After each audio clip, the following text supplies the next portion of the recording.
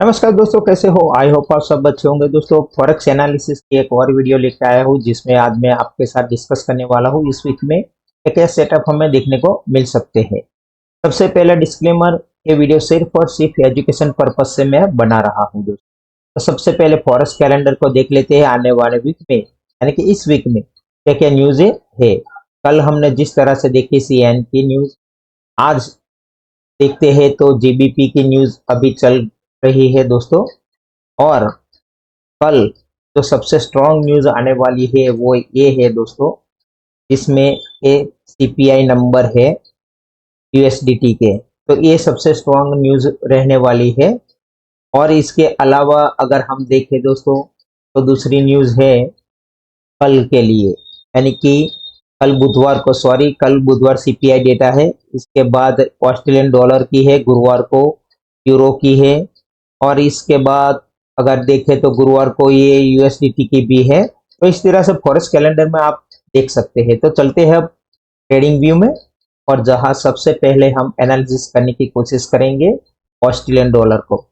Australian dollar को जिस तरह से हमने पिछली वीडियो में हमने एनालिसिस की थी दोस्तों, हमने बताया था पिछली वीडियो में अगर यहाँ से कोई हमें बाय की अपॉर्चुनिटी मिलती है तो यहाँ तक हम देखेंगे, क्योंकि ये स्ट्रॉन्ग रजिस्टर है। फिर वहां से टोटली नीचे आया है। तो इस वीक में हम क्या एक्सपेक्ट कर सकते हैं दोस्तों? तो इस वीक में हम जहां तक देखते हैं तो ये यहाँ सस्टेन करता हुआ हमें दिखाई दे रहा है।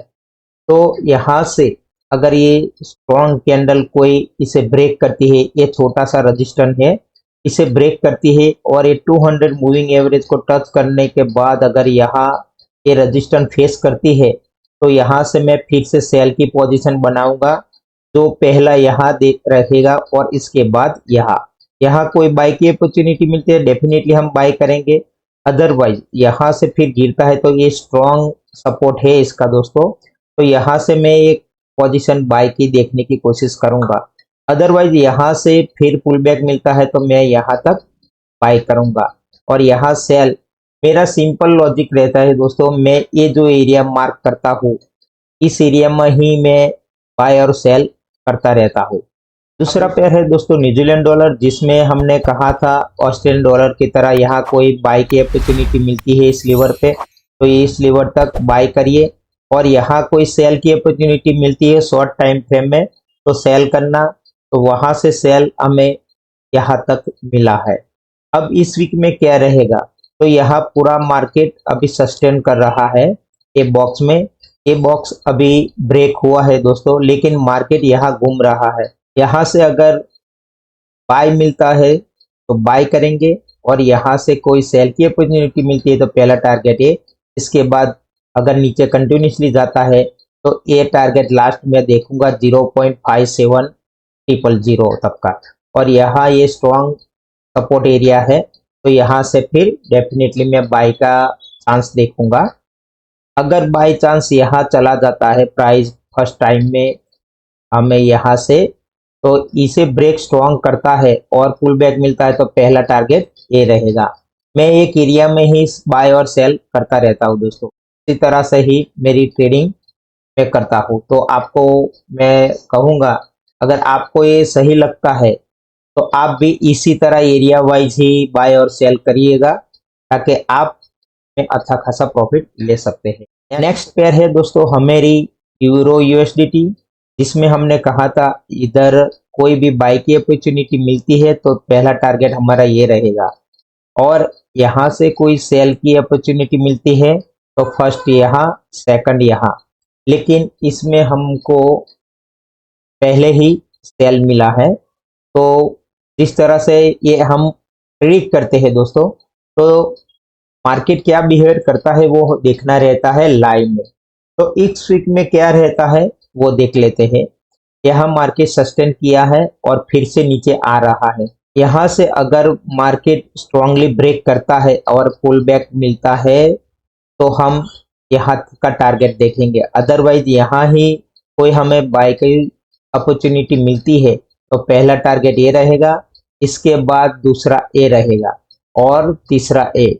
मैं एरिया वाइज करता हूँ तो इस तरह से ही बाय और सेल करता रहता हूँ। जिस टाइम जो अपॉर्चुनिटी मिलती है लेकिन अगर यहाँ से जाता है तो पहला टारगेट हमारा ये रहना चाहिए। ठीक है, दूसरी पेयर दोस्तों हमारी है जीबीपी यूएसडीटी।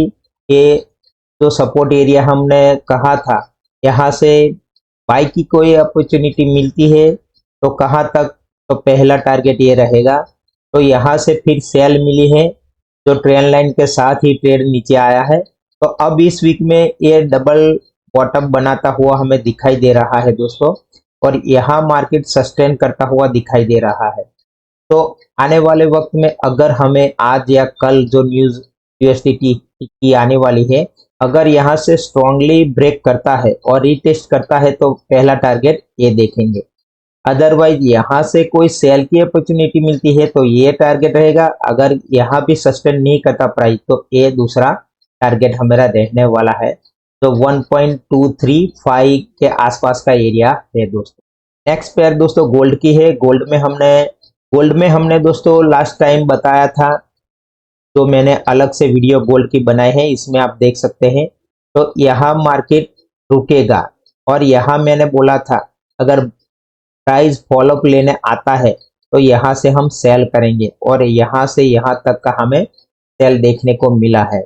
अब यहाँ मार्केट सस्टेन कर रहा है, तो मार्केट यहाँ अगर सस्टेन करके फिर बाई की अपॉर्चुनिटी मिलती है तो नेक्स्ट टारगेट ये रहेगा। अदरवाइज इसे ब्रेक करती है और फॉलोअप लेने आती है तो फिर नेक्स्ट टारगेट के लिए हम देखेंगे। लेकिन जहां तक मुझे लगता है मार्केट अभी नीचे आना चाहिए, तो ये लेवल स्ट्रांग है तो यहाँ देखेंगे, आज या कल हमें पता चल जाएगा। तो यहाँ मैं थोड़ा सेल का ही अपॉर्चुनिटी देखने की कोशिश करने वाला हूँ। तो दोस्तों ये थी गोल्ड की छोटी सी एनालिसिस और सारी पेयर की। तो आई होप मेरे कहने का मतलब आपको समझ में आ गया होगा दोस्तों। तो जिस तरह से मैं एनालिसिस करता हूँ आप भी इस तरह से कर सकते हैं और अपनी ट्रेडिंग जर्नी को और बेटर कर सकते हैं। तो मिलते हैं अगली वीडियो में, तब तक के लिए गुड बाय।